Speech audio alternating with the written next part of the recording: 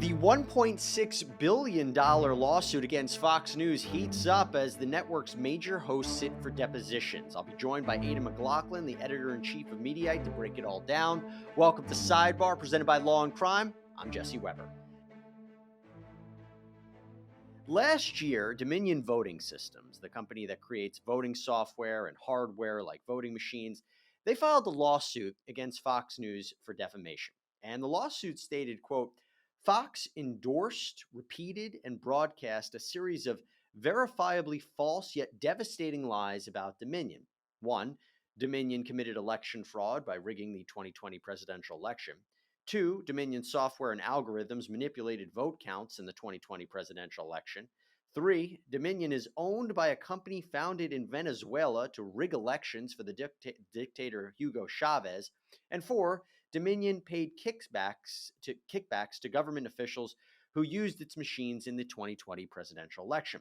Now, the lawsuit cited a number of Fox News stars as having pushed these false statements, including Maria Bartiromo, Tucker Carlson, Lou Dobbs, Sean Hannity, Jeanine Pirro. Here's actually a brief glimpse into some of the hosts talking about Dominion. Yeah, I mean, we've got lots of information about the Dominion voting system, which I've been investigating myself. Several Trump campaign attorneys, prominently Sidney Powell, say they have evidence that certain voting software was rigged and that millions of ballots were changed from Donald Trump to Joe Biden. That is a shocking claim, but we do not dismiss it out of hand.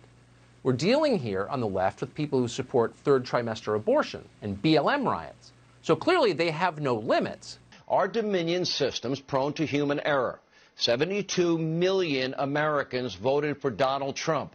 All of them, all of us, deserve an answer. Found a number of issues with Dominion's Democracy Suite 5.5A machine, the same model used, for example, in Pennsylvania. One of the troubling findings by the Secretary of State in Texas was that the voting machine was the voters' inability to check and retain a straight party ballot. Well, now several of those stars have to sit for depositions. Tucker Carlson, Sean Hannity, Jeanine Pirro, they've already been deposed. It's been reported that Maria Bartiromo will be deposed next week. All right, me lads and lassies, I want to talk to you about something very special. Every time I try to do a Scottish accent, every time, it sounds like a leprechaun. It is the worst. I am terrible at it. What I'm trying to do is talk to you about established titles. If you don't know about established titles, it is a really cool gift to give somebody. I mean, how many times can you give somebody a sweater? You know what I mean? Well, Established Titles is a company that allows you to buy a parcel of land in Edelston, Scotland. That's right, even just 1 square foot of dedicated land. And when you do that, you get a certificate just like this one. That's right, I am a landowner, kind of a big deal. I get my own unique plot number. You get to become a lord or lady under Scottish custom. And not only that, Established Titles, for every order, they plant a tree. They work with charities across the world to support global reforestation efforts. It's just a fun, novel way to help preserve the picturesque woodlands. And right now, Established Titles is not only running a massive sale, but if you use the code LawCrime10, you get an additional 10% off. So you go to establishedtitles.com/LawCrime10, and you can get your gifts now and help support the channel. I'm here. I want to talk a little bit more about what we can expect here, and I'm joined right now by Aidan McLaughlin, the editor-in-chief of Mediaite and the host of Mediaite's The Interview podcast. Aidan, good to see you. Nice to be with you, Jesse. First, congratulations. I heard Mediaite had a record August of downloads and streaming.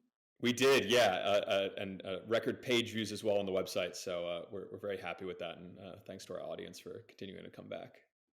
And so who better to talk to me about this giant lawsuit than you, who's been following it? I want to first start off, what are some of the alleged defamatory statements made by these hosts? I mean, what exactly did they say or allegedly said? So there were a blizzard of false comments made about Dominion and about the election in the aftermath of 2020. They were made by mostly opinion hosts on Fox News. Now, there's one discrepancy that I'd like to make between some of the Fox News opinion hosts were merely airing claims that were made by Trump and his allies about the election, or hosting his allies on air, like Rudy Giuliani and Sidney Powell. Then there were other Fox News hosts who were actually pushing these claims themselves. Hosts like Lou Dobbs, Maria Bartiromo, and Jeanine Pirro are named in this Dominion lawsuit as having made these false claims themselves. Maria Bartiromo suggested that Dominion was being used to rig the election.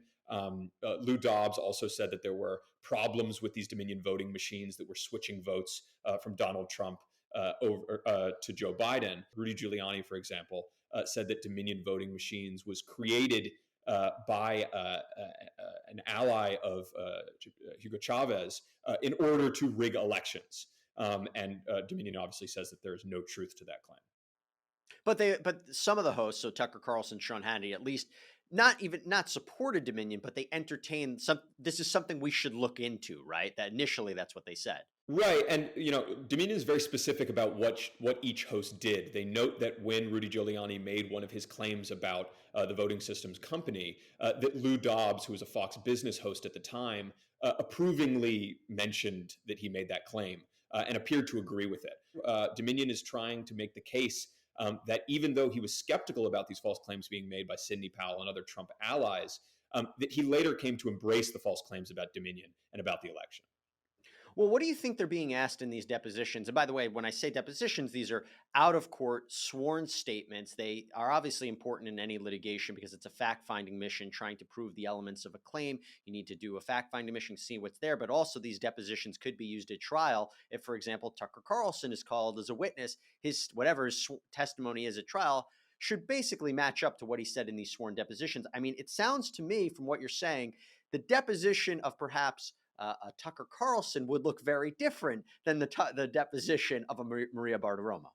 That's for sure. And I think there's probably two buckets of Fox News hosts that we're looking at in these depositions. There's hosts like Shepard Smith and Dana Perino, who were both on the news side of Fox News. Shepard Smith is now at CNBC. And they're being asked questions more about how the news side was handling these false claims of a stolen election. Then you have the opinion hosts who are, the subject of this lawsuit, like Tucker Carlson, Sean Hannity, Jeanine Pirro. The thing that Dominion is trying to do from the reporting that New York Times and Washington Post has done about what is being asked in these depositions is that Dominion is trying to establish that there is a pattern of disregard for the facts here, that these were publicly known facts about Dominion that Fox News hosts were disregarding in their coverage. They're also trying to establish that senior executives at Fox Corp, which is the parent company of Fox News, that's Lachlan Murdoch and Rupert Murdoch, that they were very intimately involved in Fox News's coverage, and that they were telling Fox News hosts to disregard the truth about Dominion and about the election, and to go forward with these allegations of a stolen election because they feared that the Fox News audience was leaving the network. And Fox News did see a massive erosion of its viewership in the aftermath of the 2020 election after the network was the first to call Arizona for Joe Biden. A bunch of their viewers, their Trumpier viewers, fled to outlets like Newsmax and OAN, which saw a surge in viewership. So the argument that Dominion is trying to make is that in the wake of that erosion of viewership, executives like Rupert Murdoch and Lachlan Murdoch instructed Fox News hosts to start airing these claims of a stolen election.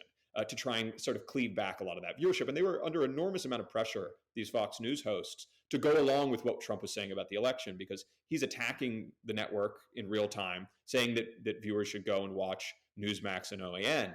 So I'd expect that there is going to be a lot of questioning of these Fox News hosts about what they were being told by Fox Corp and Fox News leadership about how to cover this. And it's my understanding the Murdochs might be having to be deposed as well. I mean, what are you expecting from that? Because again, it becomes a question of if you could be a fly in that room, right? What would you want to know from these Fox News hosts, and what would you want to know from Rupert Murdoch or Lachlan Murdoch or anybody like that? Right. So we're expecting to have depositions. There haven't been scheduled depositions for Lachlan Murdoch and for Rupert yet. Those are expected to be added since the scope of the lawsuit includes Fox Corporation and Fox News. A judge allowed for that scope to go forward.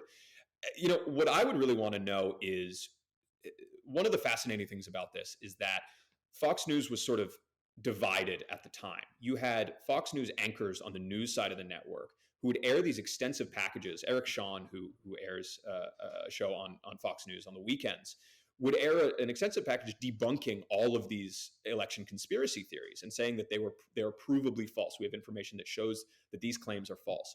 And then later on the Fox News opinion programs, opinion hosts would repeat those election conspiracy theories, or they would host Trump allies like Rudy Giuliani who would push them.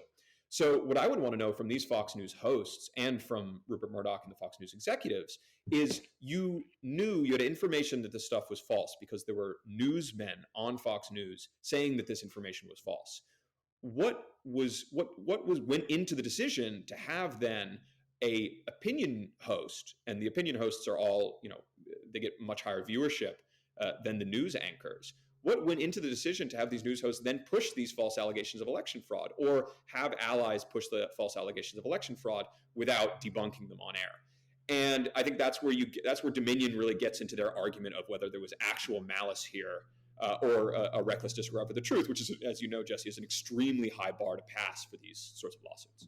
Right. Let's get into that for a second. So when we're talking about the legal standard here, this is a very, very interesting lawsuit. Some would say it could be a landmark lawsuit, could change the whole landscape of being able to sue giant media organizations. As you said, the high standard here for defamation, because you are dealing with public figures and public institutions, is to prove defamation, you need to say, A, that the statement was false, and that it was either Fox News hosts or Fox News knew it was false or was made with reckless disregard for the truth, like basically completely ignored the facts that would say this isn't what's happening. And so there is a very high burden here. I want to ask you about something, though.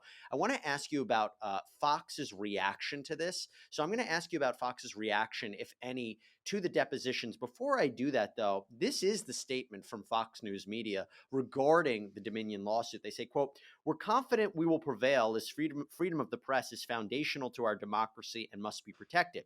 In addition to the damages claims being outrageous, unsupported, and not rooted in sound financial analysis, serving as nothing more than a flagrant attempt to deter our journalists from doing their jobs." By the way, a little side note, of course, there could be a case where Fox News loses, and it doesn't necessarily mean they'd have to pay out $1.6 billion. A jury might not come back with that. Now, Dan Webb, who's a lawyer representing Fox News, has said that the network was merely reporting on a very important story. He said, quote, "There are a few events in the last 50 years in this country that I think are more newsworthy than our president alleging that our entire democratic system was put on its head by a voting machine company stealing votes." And I'll just add one more thing. Fox News had filed an application to continue to seal documents in the Dominion case, and they made quite a statement. They said, Fox said, quote, "Dominion's misleading presentation of the confidential documents illustrates the dangers of unnecessarily presenting discovery documents at this early stage of the lawsuit. In addition to the public's lack of interest in these documents, Dominion's maneuver does not further judicial economy or an orderly process. Instead, Dominion's goal is clear. It wishes to mislead the public with cherry-pick and mischaracterized non-public documents long before it has to carry its burden of proof in court." So in other words, they are completely fighting this right now and completely disagree with Dominion's characterization of events. Have they responded so far, Fox, to the announcement that depositions have been taken? So no, Fox News people have basically directed us to their previous statements on this, and Fox News's position is that they're basically appealing to the broad First Amendment protections that media outlets enjoy in this country, and their argument is that you had the President of the United States that was making these claims of a stolen election, and we were merely reporting on it. And they're saying, basically what we were doing was no different from how every other media outlet is going to report on the very newsworthy things that a president of the United States says. What Dominion is trying to show is that they went a step further and actually were advancing these claims themselves, claims that they knew to be false. As far as what I know from what is going on in Fox, beyond the statements that they've made, the people inside Fox are a little bit rattled by this because you have, in the discovery phase, you have all these private communications between Fox News hosts that Dominion is going to have access to.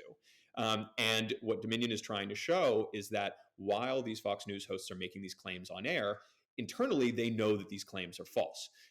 Fox News is obviously not admitting to that. They are saying that what they were merely doing was reporting on what was going on, and that no specific claim made by a Fox News host, while there may have been claims made by Rudy Giuliani on air that you can dispute the veracity of them, Fox News hosts did not make any claims that were libelous. I think that they will probably have a hard time doing that. You know more about the legal standards than I do, but if you look at just from a journalistic standpoint, the stuff that they were saying on air was provably false, and it was shown false by other hosts on the network, hosts and anchors on the network. And I think what's also interesting, and Dominion's going to try and push this in their case, is that other Murdoch properties, the New York Post, the Wall Street Journal, they were running editorials, and their editorials are famously not liberal. They're very conservative, the editorial page of the Wall Street Journal and of the New York Post. And they were running editorials saying, Trump should drop the stolen election claims. They are false. They've been tossed by judges that he appointed. He should stop saying that there was a stolen election. So while you had other Murdoch properties saying that this stuff was untrue, you had Fox News hosts and guests on their network still pushing them. And I think what Dominion is trying to show is that Rupert Murdoch was telling one thing to his newspapers, the New York Post and the Wall Street Journal, whilst encouraging Fox News to run a different line. And I think that's going to be an important question in the depositions, right? I mean, understanding why certain things were said and what was the motivation behind it. We talked earlier about, was this a directive from the higher ups that we have to keep pushing this to get viewers? Now, I'll just say something, because I wanted to get your reaction to this lawsuit from a general point of view, a news point of view. You have this news organization being sued, and generally speaking, as you mentioned, there is a First Amendment protection for news organizations. They can make mistakes. They can get reporting wrong. They can report things that are not true, as long as it wasn't done intentionally. And as you said, with actual malice in many circumstances, because, and that's fair, right? You don't want to have this kind of chilling effect on news organizations. Now, does that not mean that somebody in that news organization would get fired as a result of that? Sure. But it doesn't mean that they're going to be sued for defamation. I am curious, though, with this level of a lawsuit, which, by the way, we're at the point of depositions. Fox News tried to have this dismissed. It's not. It's moving forward. From your point of view in the media industry, what do you think the effect of this case could be? Are you concerned about it in any way? Because they're taking on a giant news organization, and it is possible that Fox News could be found liable for defamation.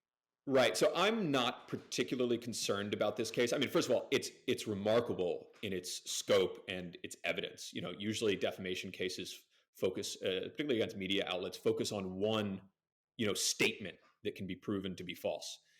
This Dominion lawsuit involves dozens and dozens of statements made on air over the course of weeks. So it's a really, really broad case to begin with. I think when you're looking at the scope of defamation claims brought against media outlets in America, I think it's a great thing that we have such broad protections for media outlets, because, as you said, there's media outlets can get things wrong, and they shouldn't be punished by that, particularly by powerful people that media outlets are supposed to be holding to account. With this case, it really is, when you look at the claims that were made on Fox News, it was incredibly irresponsible. And at the time, this wasn't one of those things where there was one report that Fox News dropped that turned out to be false later, and now you have a lawsuit about it. You had media critics like us at Mediaite and the Washington Post, the New York Times, all of these news outlets basically screaming at Fox News saying, you are reporting things that are false, that we know to be false, that we knew to be false before you reported them on air.